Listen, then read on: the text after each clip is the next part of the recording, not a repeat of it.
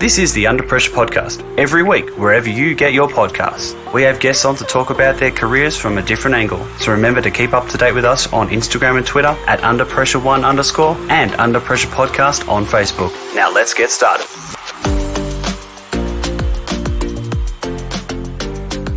Hello and welcome back to another episode of the Under Pressure Podcast, brought to you by The Inner Sanctum, which you can find on all social media platforms, as well as you can read all the magnificent stuff that we do on theinnersanctum.com.au. Now, on today's show, our guest was drafted 30 in the 2010 national draft, played 84 games for Richmond between 2011 and 2017. Though predominantly a defender, he managed to snag 4 goals down there in the forward line in his career.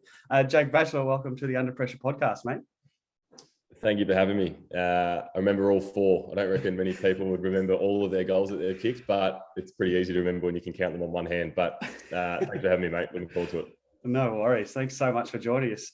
Just to kick things off, what are you doing with yourself at the moment? I'm a development coach at St Kilda currently, looking after the young defenders, and I'm the VFL senior coach for Sandringham. So bit of a dual role, but finding my feet. But no, really enjoying it, and it's a little bit similar to my last couple of years at Richmond in terms of played a fair bit of VFL football. So it's something I know well and I'm comfortable with, and loving it. Hopefully get a better season than last season. We 9 games last year and we're already 1 in this year. So fingers crossed we can keep going. No, definitely. Do you find it hard sort of doing the 2 roles, or is it you've sort of got a little niche now that you can sort of work out what you're doing? It's only hard if I make it hard. Saints are great in giving me time away from Saints to put more time into Sandringham and vice versa. So it's only hard if I decide that I want to do more than is required or more than is needed to. So it's a really good role to learn how to delegate and just empower people just to go and grow themselves. So handling it well so far. No, that's fantastic, mate. Good to hear. Now we'll jump straight in. Before you even got drafted into the AFL, did you have any injuries as a youngster before coming in at the elite level? There's probably only one that stands out with me injury wise. It was when I was in my 18th year, so my second year at Dandenong Stingrays, and it was the week of the championships. The week, maybe it might have been the week before, but I was pretty lucky injury wise, like previously up to that. But I had this incident, and I don't know who it was, but I had this massage on the massage table, and this trainer who I've never been so sore getting off a massage table. I thought, this is great. How good is this? Getting ready to go, try out for the Nationals. Who knows? Probably won't play, but at least I'll get there and train. And the next day I woke up and I was in agony, and I didn't end up getting any scans or anything, but I couldn't do anything for 4 or 5 weeks. My upper back was just, I was working in an office, and I still remember vividly just walking down the stairs to the car park to get to my car to go get lunch or something one day. And I physically couldn't go and drive because I couldn't pull my handbrake up. I couldn't click the button to pull the handbrake down. So that changed things for a couple of weeks. But that was probably the only real pre-AFL injury that I had. And there's a silver lining. I didn't play the championships where potentially I might have played poorly. And I managed to play the Stingrays the rest of the season and play okay, and ended up getting drafted. So I see it as a bit of a silver lining and maybe something that was pushing me away from a road that probably might not have been ideal for me. So I can look back on it and laugh now, but as an 18-year-old, it was not funny. I was going to say that's not what you want right on the brink of something pretty massive in your life. So that's crazy. That's crazy. Did other teams get put off by it? Like, did it go down on your record or whatever that you had issues? Or I don't think so, because I played the rest of the year. I missed 4 or 5 weeks and then played the rest of the year out, and there was no issue again. So, very lucky to get through, and lucky maybe Richmond just didn't hear about it. Oh, well, that's always good. That's always good. We can look back on it now. Correct. Well, let's get into the when you got drafted. What was it like coming into sort of an elite sort of workspace compared to what you've obviously previously had? Obviously not in a AFL, in the AFL system. The physical aspects was probably easier to go to an AFL club. Like they're very good at managing. They're even better now, but even 10, 11 years ago, they're really good at managing you into pre-season. And rather than at Stingrays, when you're the top of the food chain there and you're expected to do everything physically and not as much help, which is expected. It's not a professional club, but going to an AFL program, you've got 15, 20 different people who are all about you. So they're all about managing your bodies and building you in nicely. And so that was the physical induction, I guess, wasn't too bad. So from that point of view, and then they're even good throughout the year. There was a couple of times when I felt general soreness throughout the year and just didn't play a game. And we do that now at St Kilda still, if like we've still got load management plans for certain players. So that's it's a smart way to go about it, especially when you're hoping that these players can get 10 to 12 years in the system. Yeah, no, definitely, for sure. Take us through your first experience of an injury when you got to the Tigers. Yeah, round 8 was that Etihad? I think it was called Etihad back then, maybe. Yeah. I don't think it was Colonial. I think it was a little bit later than that. But against Bulldogs, I was playing halfback. It was funny. I still remember this game for a different reason, but I was playing halfback and Wilmington was a full forward. And every single time I was standing there at the centre bounce, he just kept letting me know that he's going to kill me. He just kept letting me know that there's going to be a knee going in my back. And to this day, I'm still scared of him. Like I did my level 3 with him a couple of years ago, and there's still that little bit there that's just, I wanted to remember, because I definitely remember, and everyone will be the same as a young kid. You remember the first person that threatens you. That game, I went for a ground ball. A pass missed me, and I went for a ground ball and got bumped at the same time, and I got some concussion and just did my AC on my left shoulder and the AC joint, and it wasn't overly bad, but 7 or 8 weeks later, I did it again, which required surgery. So that was probably the start of an 8-week period of having to deal with the acute injury straight away. And then early days for me, learn how to actually play and train, knowing that you're sore and knowing that there's a risk of it injuring again. And without having that past injury history, it was new to me as well. So you've got a lot of people in your corner saying, you'll be fine, do this, do these strength exercises, take a bit of time, all that kind of stuff. So that was the first physical injury, but the worry throughout the whole time of, this is the first time I've ever had it. I've never had an injury in general, let alone a shoulder. And I'm a left footer, so left shoulder as well. Is that going to hurt me when I kick it? And I like to jump and mark the ball. Is it going to be strong enough? So all these thoughts of, I was fine 2 weeks ago, and now I've got to deal with playing this. So that was a big challenge early on, which I guess everyone's got to go and deal with that at some stage. Oh no, that's it. I mean, there's obviously many sides to injuries as well. Obviously, being early on in your career, and having never experienced sort of an injury like that, how did you deal with it as well on the mental side as well? How did you deal with getting through it? Yeah, I think ignorance is bliss as a young kid. There's a lot. The older you get, the more history you've got to look back on and think, oh, this didn't go to plan, or last time I hurt my shoulder, it took this long to come back, and no, I've got to go again. And being the first time, it was kind of like, okay, well, I'll just take everything as it comes. I still remember the rehab program, and the strength and conditioning coaches were really good around, well, we've had these injuries before, and players have missed 2 or 3 weeks, but yours isn't as bad. So we'll get you, we'll play, we'll tape you up, strengthen it around there as well. But there's always the thought of, well, I'm in my first year of footy. Do I push through and do everything I can here? Is there any sort of negative outcome that could happen more severe than missing 2 or 3 weeks now versus long term? So the thoughts around now versus later was pretty high. But in footy clubs, there's a lot of trust because there's a lot of good people that can help you, and when you've got good people in your corner, things are a lot easier.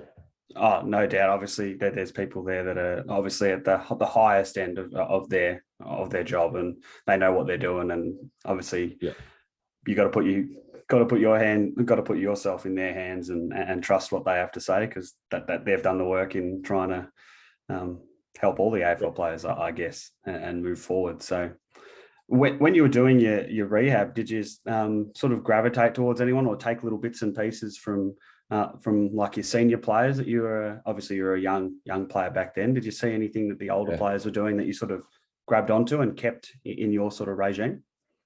I think Nathan Foley was going through an Achilles injury at the same time, roughly at the same time. And I know Cal Moore was in rehab. He had a really tough couple of years with his hip injuries, multiple surgeries and whatnot. And nothing specific, obviously, because the injuries weren't the same, but just the diligence to, as a young kid, it's, well, what's two sets of 10 reps versus 3? Like, I'm basically doing the same, but it's the benefit of having some older players in the program.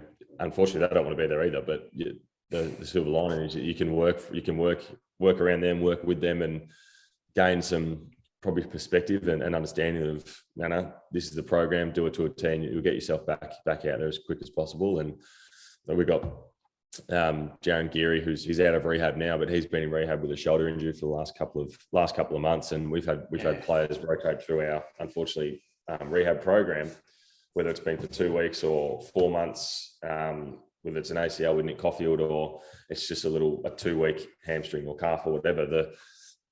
The skills and knowledge that older players can give you, they're always there. It's just whether you've got good enough awareness to take them in and take the right ones in. That's the thing. You got to be aware as a young kid, and obviously be switched on, I guess, and know that you need to take these things from these guys that have had that experience, as well as all the doctors and medicos and everything like that. Yeah. So how were you as an overall rehabber yourself? Did you move through things quickly? Did you take your time? Were you good, bad, or indifferent, pretty much? What type of rehabber were you? I was quite lucky through my career. I didn't have too many injuries in terms of, I didn't have many soft tissues that were, here's your 4 to 5 weeks, stick to this. I had multiple surgeries and some back pain for a couple of years that was like a constant manager. I was quite in between. I was quite anxious playing games when I probably knew that I wasn't ready. But there was times where it was, well, we've done everything we can. Let's just see how you go and go through that. But from my point of view, I was still hesitant at times to go for a fast ground ball with my back, or shepherd or tackle or bump someone with a shoulder. So I was definitely always trying to get back as quick as possible, which I think most people do, which I think is incorrect, especially at an early age. At an older age, when your role's to perform highly for the team, I can understand the desire to get back and probably the pressure that comes with that. I was lucky that I was just a good role player, so the expectation to come back and perform really high probably wasn't there as much. It was come back, as quick as you can, but still know that you've just got a role to perform. So I think different scenarios based on where players are at. Yeah, for sure. No doubt. Obviously, it's different for so many different types of players, but no, you're right. Everyone should be taking their time, and especially even your longer term injuries, definitely taking your time and not moving too quickly through them. I heard you mention the concussion a little bit earlier with the AC joint. Was that right? Yep. Yeah. How did you? Was that your first concussion? Was it? Yeah. So that wasn't knocked out or anything. That was just dazed and confused, I guess. Which I think that's how I live my whole life now. But I don't think it's based off that. But that was fine. That was nothing over. Well, it wasn't nothing, but there was no recurring symptoms and no subsequent concussions from that. So I'm really lucky in that sense. Yeah, that's good. Obviously, we know what's been going on lately, and there's so many players that obviously it's the same ones every single time, which is unfortunate for them. But obviously, what is it? Paddy McCartan doing some good stuff up at Sydney now. So and obviously former Saints man. Yeah, that's it. So it's great to see. I think it's similar to short term versus long term. You get no perspective. You struggle to gain perspective with a short term injury. It's the long-term injuries. Like we've got Nick Caulfield, who's 3 months into an ACL rehab, maybe 4 months now.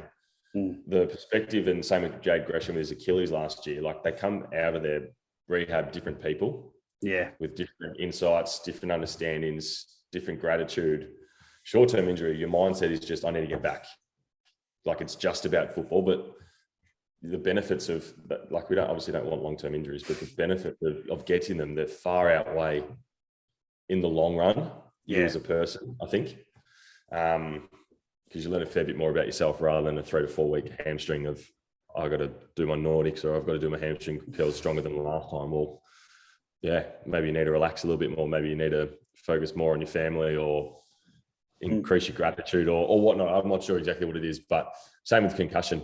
The longer you take, the better, the more likely you're going to be to come back strong. And Paddy's done a really good job with that. It's great to see him play well. Yeah, no, it definitely is. Having a good start to the season, which is nice. Very good. Very good. Yeah, but it all puts it in perspective, as you said. Like the long-term injuries are obviously, you said don't want them, but yeah, it does give you good perspective, and you can focus on some other things that obviously then can help you later on in life, and it can be for the better. So touch wood, no one gets them, but yeah, obviously those guys are working on that stuff, which is good to see, and they'll only become better leaders for it as well around the footy club. So you're listening to the Under Pressure podcast.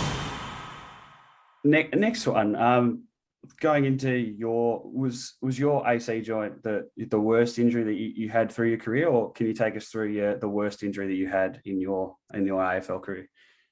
I had a couple. Yeah, go through multiples if you like. Yeah. Yes, I'm just trying to think the order of them. I'm pretty good at it because whenever I go to get an MRI, you have to write your history down, and it's pretty easy. It comes pretty easy. So at the end of that season, I got my AC shoulder rehab surgery. At the same time, the same off-season period, I got my left and right hip cleaned out. Okay. So arthroscopes on left and right hips, and even like 12 years on now, still the flow-on effect of getting surgery at such a young age it's pretty clear now that it's should be a last option, I think, as a young kid. But same again, and this is not the club's fault, this is not my fault, this is no one's fault, but it's all right, well, let's do whatever we can to get you back for pre-season. So there's a bit there, let's just clean it out a little bit and then we'll make you stronger, and that's just how it goes, and that's it. So I had those 3 surgeries at the end of my first season, and then I was really good for 4 or 5 years surgery-wise, and then I, for 10 to 12 weeks in a row, kept subluxing the same left shoulder. I'd go into a game and the conversation in my head would just be, I wonder what quarter it's going to happen this time. And it got to a point where it was okay, because it was painful for 5 minutes, and then I'd go to the bench, sit on the bench 5 minutes, have my little sook, and I'd get back out and I'm ready to go again. Just got to a point where it was just, end of this. I think it was around 16 or 17 in 2016. It was just, let's go get it done once again so I can come back for pre-season next year. So that was a full reconstruction. That was a pretty big surgery, and took a bit of time to recover from that. And that was it for surgeries during my career. At the end of my career, I got my right hip done again, the same sort of surgery. And then and that's that. So I've had 2 left shoulder twice, and my left hip twice, and my right hip once. So wow. And to be honest, I'm probably one of the lucky ones. Yeah. So no fingers or hands or ankles or knees or anything like that, but the flow on probably of a bad hip surgery, not bad hip surgery, but bad hips and surgery at the start of your career. I had back pain throughout my whole career. So not sure if they're connected. They might be, they might not be, but that was probably my number one injury in my career, because I could never get through it. It was just always there. It was always lingering no matter what you try. And same with, we see players now, and I don't need to name them, but at every club where this player gets back from rehab and he's ready to go, he's done it again, or he goes again, or he's done something else now. And it's similar in that sense. Because at the end of the day, you've got to keep up a standard and expectation of amount of work that you do, amount of intensity that you do it at, because you need to perform. This whole thing of AFL is performance, physical performance. and the mental performance side of things is just starting to build now, which is extremely important. So, yeah, that was a lot of dribble for not much answers. But yeah, I've had 5 surgeries, and yeah, I'll probably have a couple going forward the next couple of years as well. Yeah, no, I mean that's a lot more than I've had probably. So, and still, does it affect the old golf swing or anything like that? Or Oh yeah, I've got the ugliest golf swing you'll ever see because I can't move my hips. So, well, that's what I say anyway. I'm sure if I go and saw a coach more than once every 2 or 3 months, I'll be okay. But it doesn't hurt playing golf, so that's all that matters. It doesn't hurt. That's a tick in the box for sure. It's just the next day. It's just the next day, and the day after, and the day after. So, yeah, priorities. Hey? It's worth it to get a hit out there, isn't it? Yeah. we going through those surgeries, did you? Obviously, there may have been other guys that you sort of confided in. Was there anyone that was always sort of in the around the rehab group, or that you were always with, or did you sort of have a mate that you sort of looked to, or? Not really. Like, yeah, I remember I had surgery with my housemate roughly at the same time in 2011. Yeah, I think he had an ankle surgery at the same time, and like I said before, Cal Moore was in there a fair bit. Nathan Foley were in there a fair bit. So, no, not really, to be honest. Because when I had all these surgeries, you then go into your off season and you go away for 8 to 10 weeks, and you're in the club every now and then. But it's not. That's why I think, to be honest, I think I've escaped the mental downfall of injuries a fair bit, because I've had them away from the club where I haven't had to see my teammates train every session, where I haven't had that FOMO, I guess, of not being a part of the group emotionally as well, and not just physically, but just be a part of the boys and everything, because I still got to do that. Yeah. So all my surgeries, besides maybe the Rico in 2016, but there wasn't too many weeks to go after that. So it was a bit of a blessing in terms of, compared to other people who do an ACL or a long-term injury in round 1, and they've got the whole season to actually have to deal with the emotional downfall, I guess, of that. Yeah, no, I was going to say, obviously, well, I guess it's a bit lucky in that way that you obviously had the surgeries and then could just go off and do your thing, and it's the off season, so no one's around, and anyway, so you can just focus on that. But as you said, with the guys that do those longer term injuries at the start of the year and have to keep coming into the club every single day, and they're just sitting there doing their rehab on their own, it can be quite hard. And I was talking to Daniel Cross on the last episode, and him and Ryan Griffin hurt themselves at the same time, and they had a buddy to train with, which was, I think, you never want 2 guys to get injured at the same time, but it can be very helpful and beneficial to have someone there with you, especially going through a season. Yeah, it's hard to show empathy if you have no idea what someone's gone through, or if you're not going through it yourself, and that's the number one thing people in rehab need. And that's why our rehabilitation coach, Marcus Krieger, he's basically a psychologist and a counsellor, because that's what you have to be doing at the same time. Rehab's not just physical. Like yourself or myself could just give, here's your plan for the next 12 weeks, tick this off, no worries, out of here. It's way more than the physical rehabilitation. So there's trauma that you've gone through, and having someone by your side who's probably got 6 to 8 people on average every day, it's a bloody big job. Yeah, it's huge. Yeah, it's massive work as well. Massive work. Yeah. Do you take what you've learnt sort of through your AFL career, and obviously you got 2 pretty intensive football jobs at the moment? Do you take that and use a lot of that stuff into the work you do with both the Saints and the Dragons? With the injury side of things, or in general? Injury sides, and even just your experiences within the game. Yeah, so my last year at footy really has stuck with me as a coach. In 2017, I played 1 game of AFL.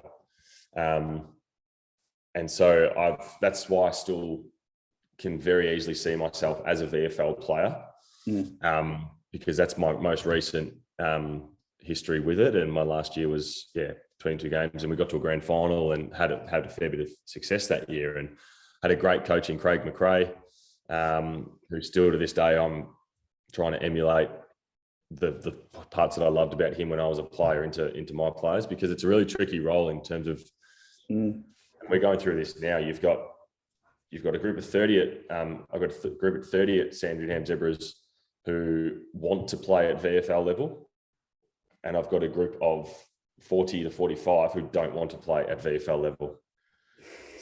So trying to build a connection, and it's getting there, and it's intentions of everyone, but just the fluidity of it that's the hard thing to do. So my main role is trying to connect those two groups and understand and empathise with the AFL listed players that, yep, you don't want to be here. How can I make your time here more enjoyable and more fun? Because I still remember Craig McRae didn't teach me a thing about football, and no disrespect to him, forward line senior coach, but he was forward line development coach. I had a great development coach in Ryan Ferguson who taught me football stuff on game day in particular.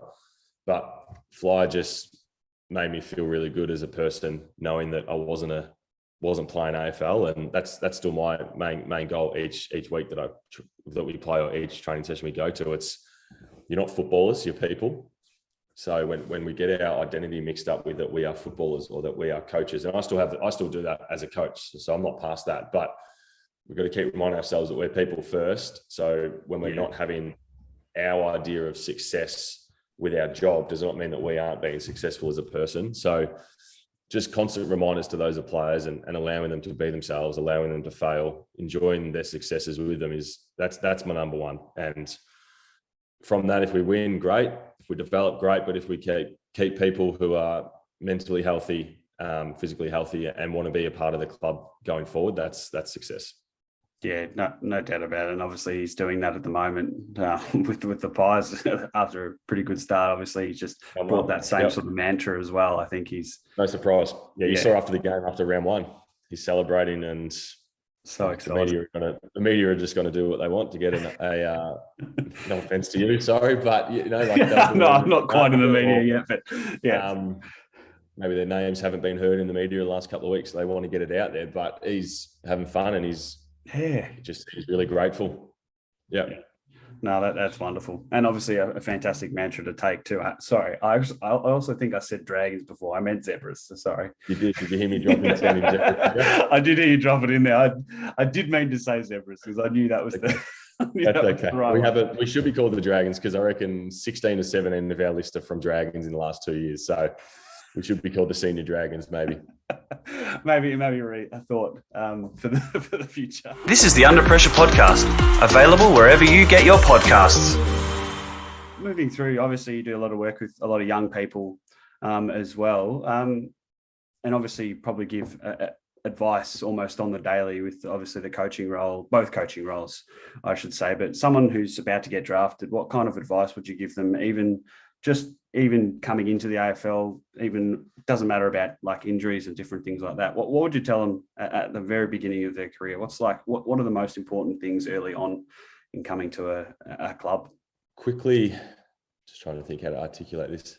Put plans in place so you are emotionally and mentally strong enough to be yourself. The hardest thing is you get into an AFL football club, and I felt this, and it's, like I think I said earlier, like you're the top of the food chain in terms of age and experience at your NAB league or wherever you come from, and then you're going into the bottom. So easy to have your self-worth go with that as well, and just all right, I'll let other people just take control, and I'll just sit in the corner, and I don't want to stuff up, and I don't want to say this because I'm too scared or whatever. The quicker you can put some plans in place and get some real skills in that area around being yourself, and knowing who you can probably be yourself around versus not. I think that's really important, because you're going to learn how to kick, you're going to learn how to mark, you're going to learn the game plan, you're going to get stronger, you're going to get fitter, you're going to lose skin folds. That's going to happen if you abide by the program. So what is it that you can do outside of the program that is going to help you? And we're seeing that every club is instilled a psychologist who is in charge of a mindfulness program. That's it. The earlier we can get that in, and with the NAB league or junior football clubs, it's the better the football performance will be. So the AFL we want the game to be better. It's the mindfulness side of things and the non-physical side of things is what's going to happen. It's when a player does what is required of them, of course they're going to play better at the right time. But when they don't do it, it's not because they physically can't, it's because their brain is somewhere else. Yeah. So the quicker we can get that in, and then you're going to have players who want to be there and coaches who want to be there, and then the desire to get back into the AFL, and then the standard lifts will continue to grow together. So, I think the non-physical stuff, everything you can do prior to getting to an AFL club is pretty crucial. Yeah, no, for sure.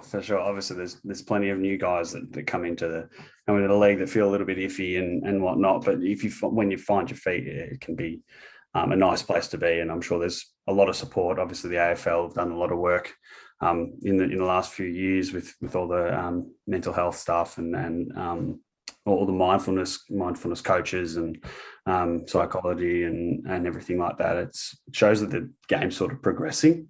In that, obviously we're not fully there yet, and it'll take a long time to be fully there and understand the whole sort of issues around it, because there's obviously still players that go around with different types of issues that aren't great, and hopefully these people can sort of help and assist those guys. And it's one of those things that it'll sort of always linger, but hopefully we can keep on top and keep track of it, because it is important, as well as we talk so much about the physical nature of the game.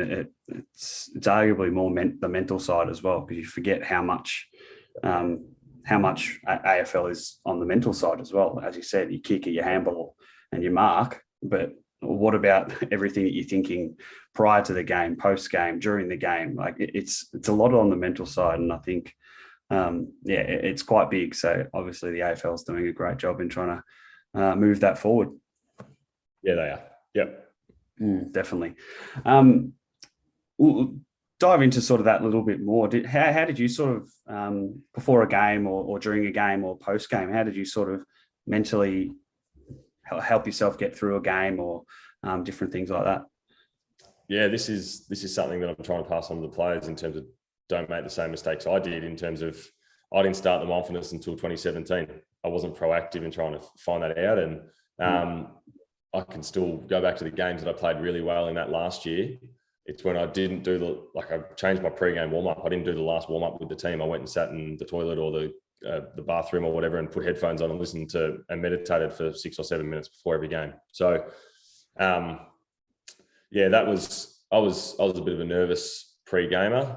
Your standard don't stuff up, big crowd on TV, all that kind of stuff. So I think playing VFL is a little bit less daunting, obviously. But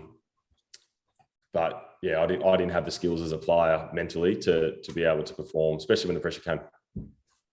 Yeah, no, for sure. But I mean, obviously, you want to pass these things on, and routine is a wonderful thing. I think a lot of players go through, they create their own little thing that they do before a game, which is good. And you see a lot of it in all sports around the world. Like you see the NFL players, NBA players, they all have a specific routine that they do every single game. And it is good to have. It helps with the mental side of your thing as well, and gets you in the right mindset. And I think, obviously the players, did the players take on? Can you see the different things that your players are doing? Yeah.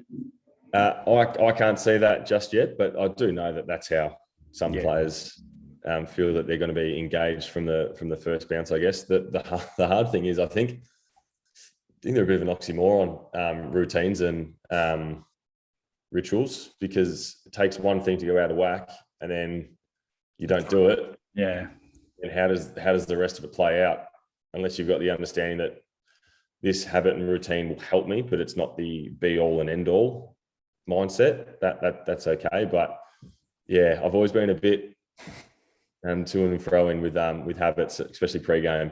Yeah, no, that's fair. And it certainly is, though. Obviously it works for some people, but as you said, if something goes out of whack, then what happens there? So no, very true. Something to think about for sure. Yeah.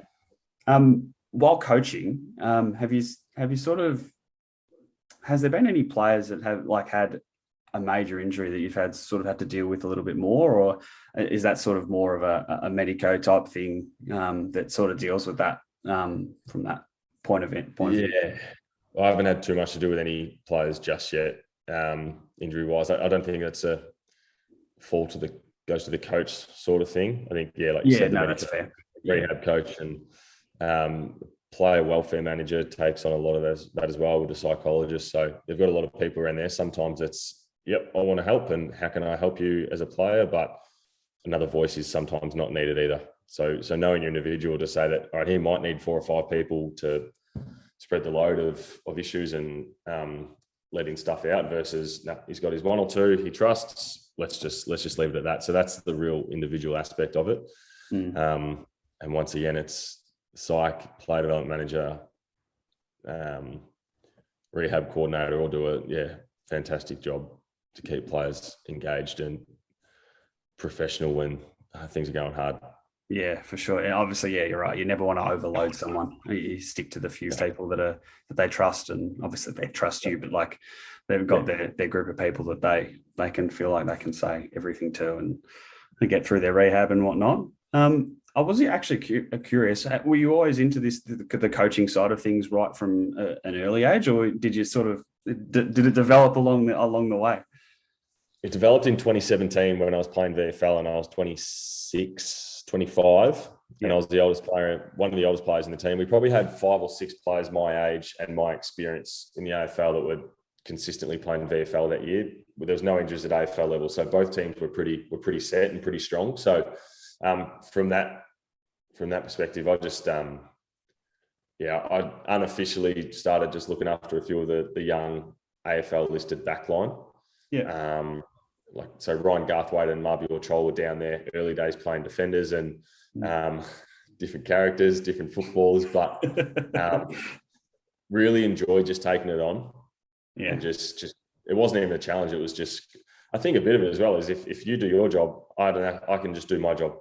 So if I can help you do your job better, I can just do mine. So it's a bit of a long-termer, and you got your good days where you don't have to do too much. You got your bad days where you feel like you've got to do everything, which hindsight's probably not the right thing to do. But at the end of that year, when I got delisted, Frankston Dolphins coach Adam Scrublack called, and I was in Hawaii at the time, and I'd been told I was delisted, and I did not want to answer the phone, so I left him for 2 weeks, and then I called him back and said, "Mate, I don't want to play VFL footy." And he goes, "Okay, I was talking about to play a coach role," and that kind of just triggered the mind a little bit, and I moved back. I'm a Frankston boy, so I moved back to Frankston and have a house 500 metres from the club, and it just seemed too good to be true. So tried that out for the year and really enjoyed it, and from then on was really lucky to have landed a coaching job at Saints. So sliding doors moment, very, very lucky, and don't say no to something that might help you in the future, I reckon. Well, that's it. That's an amazing opportunity that sort of just came out of nowhere, I guess. You probably weren't thinking about that sort of thing, and then out of the blue, I mean, you wanted to enjoy your time in Hawaii. Who wouldn't? You almost ruined it by trying to talk about football. And I'm sure it was you all right answering the phone call after 2 weeks of. We've spent the last 4 years together, so I can comfortably say this. He would have been so annoyed and wanted to hit me, I reckon, before we even met. He would have taken that really poorly. He didn't tell me that, but he definitely would have. He'd be thinking it for sure. No, that's great. And obviously these things come from nowhere. So that's awesome. Obviously you're doing great stuff at the moment. So it sort of led you in that direction, which is fantastic. Wonderful.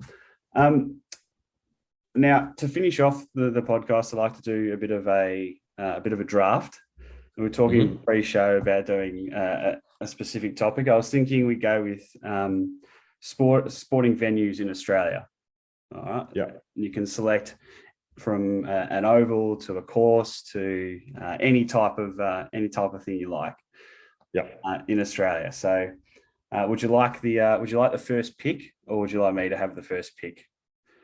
No, you can have the first pick. Because I think my answer is going to be the same either way, because I don't think you're going to be choosing what I'm choosing. Mate, probably not. I would say if that's your answer. This is the Under Pressure Draft. What I'll go. Well, look, I'm not gonna not put it on the list, so I'm going to go with the G. It's a wonderful place. You obviously debuted there, which would have been a magnificent thing. And in the round 1 game as well against Carlton would have been huge. But yeah, it's always a magnificent place to watch, and one of, if not the best stadium in the world. So I'll kick things off with a bit of an obvious one. No, that was probably my number 2. I don't think you ever get sick of walking out on there. I walked out on there last year before an AFL game, and it was the same. It was, you just look around again, and it was like, oh, how good is this to be back on here again? So I don't think you ever get sick of it, and got some good memories on there. So good pick with your number 1. I'm going to pick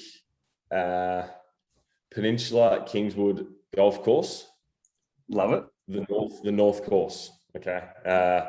Played it a couple of times. By far my favourite course in Australia.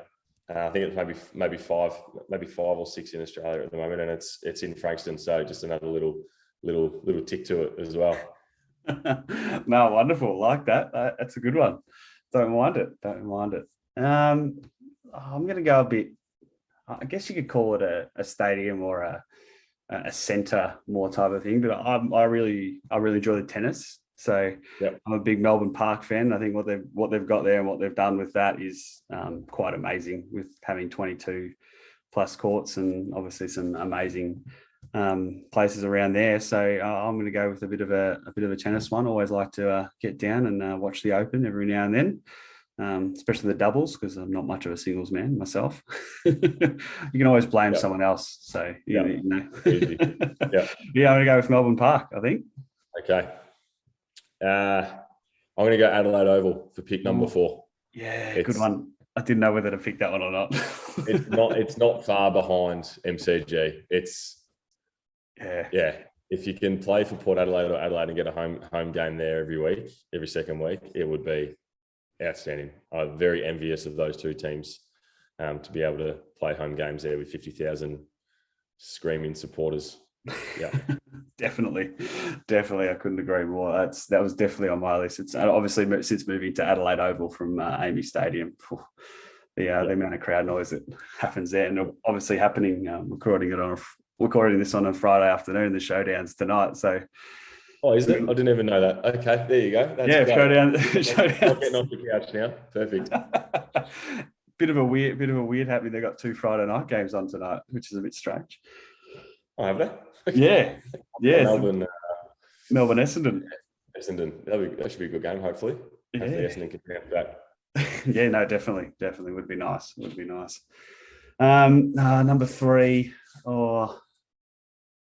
You know, I'm going to be a little bit biased. I'm a Geelong man, so I'm going to go with GMHBA Stadium or Cardinia Park or whatever. I've been down there plenty of times, and I love the atmosphere of it's almost like obviously a local, lots of locals down there, and it's nice to have a town with its own AFL team, which is a bit cool. So.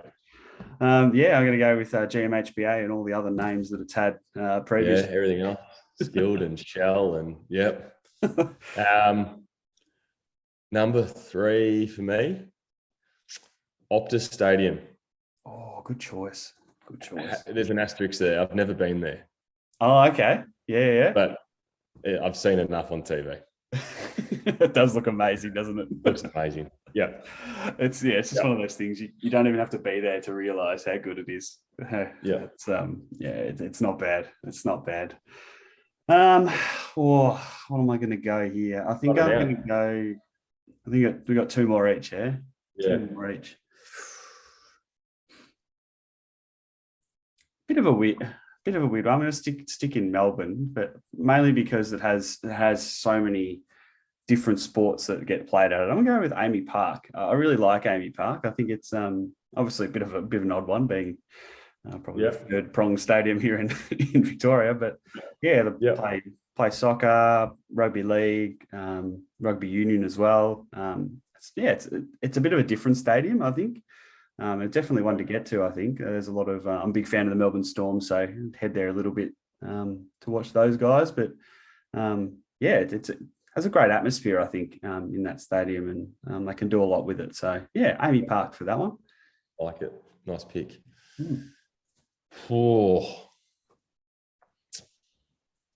going to go Kooyong. Oh yeah, good choice. Oh, just the history, grass courts. Oh, that's a good one. Kooyong Classic and Heineken Classic were there, and growing up used to be a big tennis player, and just a bit of nostalgia with the Kooyong. Yeah. Oh, I love that pick. That's a great pick. I'm sad of that. I didn't actually think about that. I remember going to those Kooyong Classics. You get all these famous people playing in an exhibition tournament, and it's great. Yeah. Oh, that's amazing. Yeah, no, Kooyong's great. I love that one. Now, I got a bit of an asterisk on my last one. I think I love it from what it's brought the sport of cricket. The whacker. I'm going to go with the whacker. The whacker. Okay. Probably doesn't have as many seats or as many. But it's got a hill. It's got a bit of everything. It's a bit different. Obviously, there's been plenty of cracking test matches there over the time, and I'm a big cricket fan. So I'm going to go with the whacker for my last one. Good mixture of sports and couple of boutique stadiums in there for you. That's a bit odd like that. Yeah, we all are. It's all good. I'm going to go Bruce Park Oval. Okay. Yeah. Which is where I played my junior football, and right next to where I played my junior tennis. So haven't been back there in a long time because there's no senior team, but first memories of football, that's where they were. So that's wonderful. Probably should have made it number one, but that's okay. It's all right. It's a heartfelt selection. As long as it's in there, that's all that matters, I think. Correct. That's all that matters. That's awesome, man. Good selection. I do want to ask a quick question. Obviously, you're still involved in a lot of football. Do you get time to just sit down and watch the game? Are you a big fan of watching the game, or are you just zoned into the coaching? How many people will listen to this? We'll find out with your answer, probably.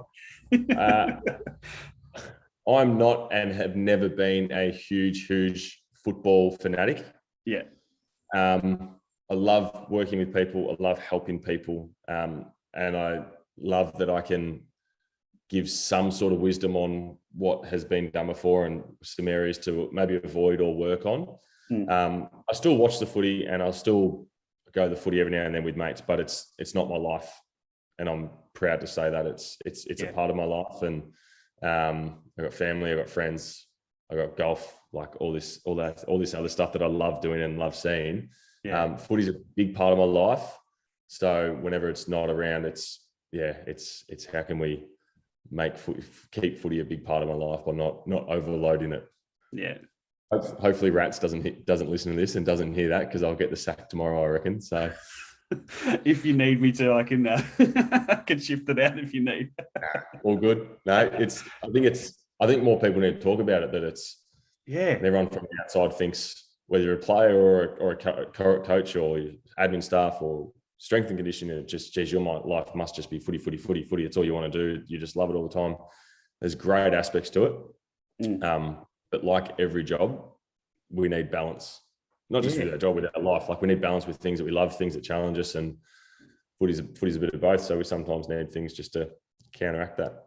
No, that's it. No, I had Matty Stokes on a couple of episodes ago, and he said the same thing. He's just not too he still loves the game, but he's not too zoned in.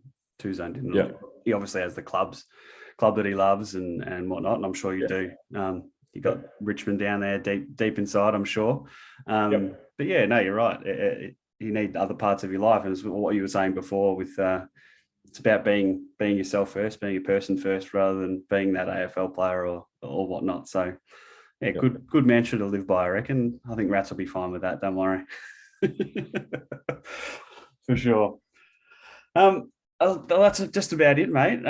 Thanks so much for coming on and having a chat with myself. It's been fantastic, lots of insight and wonderful words of wisdom that I'll certainly take, and I'm sure some of the listeners will as well. So thanks again for coming on and providing that, mate. Thanks for having me, Jake. I really appreciate it. No worries. And remember to like, share and subscribe all our socials, as well as like and sharing the podcast wherever you get your podcast. Once again, thanks to Jake for joining us, and we'll see you on the next.